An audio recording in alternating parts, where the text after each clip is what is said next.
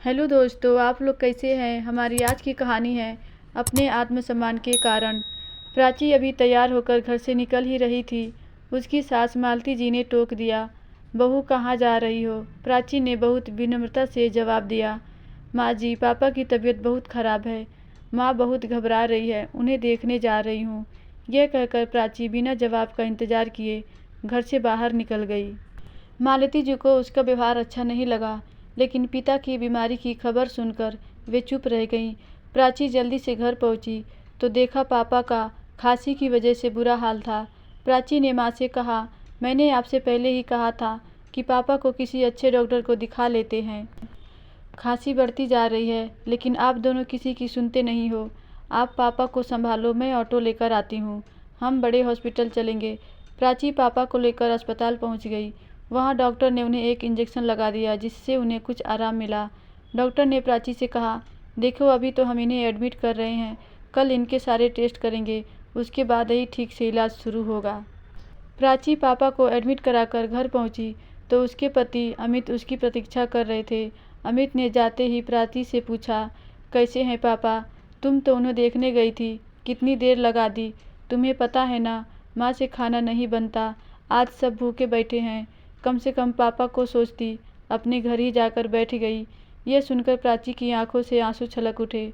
उसने किसी तरह अपने आप को संभालते हुए कहा, पापा की तबीयत बहुत खराब थी, उन्हें हॉस्पिटल में एडमिट कराकर आ रही हूँ। आप सब बैठिए, अभी मैं 10 मिनट में आप सबके लिए खाना बना देती हूँ। यह सुनकर अमित का गुस्सा कुछ शांत हुआ। उसने कहा, नहीं रहने दो, खाना मैंने बाहर से ऑर्डर कर दिया है। तुम बस माँ के लिए 1-2 रोटी सेक देना, वे बाहर का खाना नहीं खाती। तुम जाकर नहा लो, हॉस्पिटल से आई हो। प्राची को अमित का उसकी केयर करना अच्छा लगा। वह जल्दी से नहाने चली गई। नहाकर उसने माँ जी के लिए खाना बनाकर उन्हें परोस दिया। वह जल्दी जल्दी खाना बना रही थी। उसका मन पापा की ओर लगा था। पता नहीं अब कैसे होंगे। वह फ़ोन करना चाह रही थी। सब काम जल्दी से निपटा कर वह छत पर चली गई।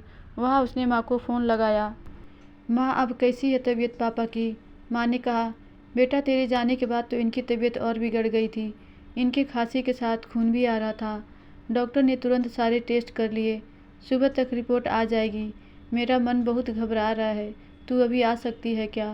प्राची ने कहा, ठीक है माँ, मैं आती हूँ। तभी माँ ने कहा, अरे मेरा दिमाग तो काम नहीं कर रहा, तू इतनी रात को कैसे आएगी। तू सुबह आ जाना और एक काम कर देना, मेरे पास चेक बुक है, सुबह 10,000 जमा करने हैं, तभी इलाज शुरू होगा। तू मेरे चेक लेकर बैंक से पैसे निकाल कर यहाँ जमा करा देना। कुछ देर बात करके प्राची नीचे आ गई। उसने देखा सब सोने जा चुके थे। वह रसोई में जाकर काम निपटाने लगी। आज उसे अपना बचपन याद आ रहा था। उसके पापा कहते थे, मेरे बेटा नहीं है तो क्या हुआ, बेटी है ना, इसे मैं इस काबिल बनाऊंगा कि यही मेरी बेटा बनेगी। आज अपने आप को कितना लाचार मान रही थी प्राची। काश वह लड़का होती तो कम से कम इस समय अपने पापा का ख्याल तो रख सकती थी। किसी तरह काम निपटा कर वह सोने चली गई, लेकिन आंखों में नींद कहाँ थी। उसने देखा अमित गहरी नींद में सो रहे थे। सुबह वह जल्दी उठ गई। सबके लिए नाश्ता बनाकर अमित का लंच पैक करके वह निकलने के लिए तैयार हो रही थी। तभी उसने देखा कि उसकी अलमारी में 10,000 रुपये पड़े हैं, जो अमित ने परसों घर खर्च के लिए दिए थे। प्राची ने सोचा, कुछ सोचकर पैसे पर्स में रख लिए और हॉस्पिटल पहुंच गई। वहां उसने पैसे जमा करा दिए। पापा के पास पहुंची तो देखा पापा कुछ ठीक लग रहे हैं। वे प्राची को देखकर मुस्कुरा दिए। तभी माँ ने कहा, बेटा ये चेक ले, जाके बैंक से पैसे निकाल कर जमा करा दे, तभी रिपोर्ट मिलेगी। प्राची ने कहा, माँ पैसे मैंने जमा करा दिए थे, अभी घर जाऊंगी तो बैंक से निकाल लूँगी, पापा का इलाज अभी शुरू हो जाएगा। यह सुनकर माँ ने कहा, अरे बेटा तूने ये क्या किया, तेरे ससुराल वालों को पता लगेगा, न जाने तुझे कितना भला बुरा सुनाएंगे। प्राची बोली, माँ तुम चिंता मत करो, मेरे पास घर खर्च के पैसे थे, अभी बैंक से निकाल कर वापस रख दूंगी। मुझे शाम को जाना है शॉपिंग करने अमित के साथ।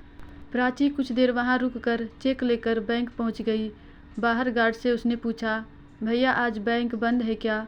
गार्ड ने कहा, बहन जी आज दूसरा शनिवार है, कल इतवार है, अब तो बैंक सोमवार को ही खुलेगा। यह सुनकर प्राची के पैरों तले जमीन खिसक गई कि कहीं अगर अमित को पता लग गया कि घर खर्च के पैसे पीहर में दे आई तो उसका जीना मुश्किल हो जाएगा। वह डरती डरती घर पहुंची तो उसने देखा उसकी सास मालती जी गुस्से में बैठी थीं। मालती जी बोली, बहू यह सब क्या है? रात को हमने बाहर का खाना खा लिया, सुबह से तुम फिर गायब हो। अगर दोनों टाइम बाहर का खाना खाएंगे तो हम सब बीमार पड़ जाएंगे। तुम क्या चाहती हो कि तुम्हारे सारे ससुराल वाले उसी हॉस्पिटल में एडमिट हो जाएं जिसमें तुम्हारे पापा हैं? यह सुनकर प्राची रोने लगी। नहीं नहीं माँ जी, ऐसा मत कहिए, मैं अभी खाना बना देती हूँ। यह कहकर प्राची तेजी से काम में लग गई। नहा धोकर फटाफट खाना बनाकर सास ससुर को खिला दिया। इधर उसे पापा की चिंता थी, उधर उसे अमित के गुस्से का डर। जब उसे पता लगेगा कि घर खर्च के पैसे मैंने कहीं और खर्च कर दिए। शाम को अमित ने आते ही शॉपिंग के लिए चलने को कहा। प्राची ने उसे कमरे में ले जाकर सारी बात बता दी। यह सुनकर अमित को बहुत गुस्सा आया। उसने कहा, यह अच्छा है, मैं इसीलिए बिना भाई की बहन से शादी नहीं करना चाहता था। आज वही हुआ जिसका डर था। मेरी कमाई अपने माता पिता पर लुटाती रहो। यह सुनकर प्राची के सब्र का बांध टूट गया। उसने कहा, मैंने सिर्फ 1 दिन के लिए पैसे लिए हैं, सोमवार को वापस कर दूंगी। और रही बात बिना भाई की बहन से शादी करने की, तो वो तुमने इसलिए की थी कि इकलौती बेटी की सारी जायदाद तुम्हें मिल जाए। आज मेरे पापा हॉस्पिटल में हैं, मैं डर डर कर उन्हें देखने जाती हूँ। घर आते ही सब मुझे उल्टा सीधा सुनाने लगते हैं, जैसे अपने पापा को पास जाकर मैंने कोई गुनाह कर दिया। मैं अभी अपनी माँ के पास जा रही हूँ। अपने पापा को मैं अकेला नहीं छोड़ सकती। सोमवार को तुम्हें तुम्हारे पैसे मिल जाएंगे। तब अमित ने कहा, मैं भी देखता हूँ वो तुम्हें कब तक रखेंगे, अपने आप रोती हुई वापस आओगी। प्राची ने जवाब दिया, उसकी नौबत नहीं आएगी। मेरे पापा ने मुझे इतना काबिल बना दिया है कि मैं अपना और अपने माँ बाप का पालन पोषण अच्छे से कर सकूँ। यह कहकर प्राची एक बैग में कपड़े लगाकर पीहर की ओर चल दी। आज उसे ऐसा लग रहा है जैसे वह बेटी होने की कैद से आज़ाद होकर पापा का बेटा बन गई है। अब वह केवल अपने माँ पिताजी का सहारा बनेगी। अपने घर पहुंचकर उसने बैग रख दिया और सीधा हॉस्पिटल पहुंच गई। माँ के पूछने पर उसने कुछ नहीं बताया। उसने कहा, चिंता मत करो माँ, अमित ने मुझे यहाँ रहकर पापा की देखभाल करने के लिए कहा है। यह सुनकर माँ बहुत खुश हुई। अगले दिन पापा की रिपोर्ट आ गई, उसमें लंग्स में इन्फेक्शन था। उसी समय उनका इलाज शुरू हो गया। सोमवार के दिन प्राची ने 10,000 रुपये अपनी ससुराल भिजवा दिए। कुछ ही दिनों में उसके पापा ठीक हो गए। प्राची ने इसी बीच एक नौकरी भी ढूंढ ली। जब उसके पापा घर आ गए तो उसने सारी बात उन्हें बता दी। पापा ने कहा, बेटा हम अपना ध्यान रख लेंगे, तू अमित से बात करके वापस लौट जा। प्राची बोली, पापा मैंने घर आपकी वजह से नहीं, अपने आत्मसम्मान के कारण छोड़ा है। अब मैं बेटा बनकर आपकी सेवा करूंगी, आप परेशान ना हो। धन्यवाद दोस्तों, आशा करती हूँ ये कहानी आपको ज़रूर अच्छी लगी होगी।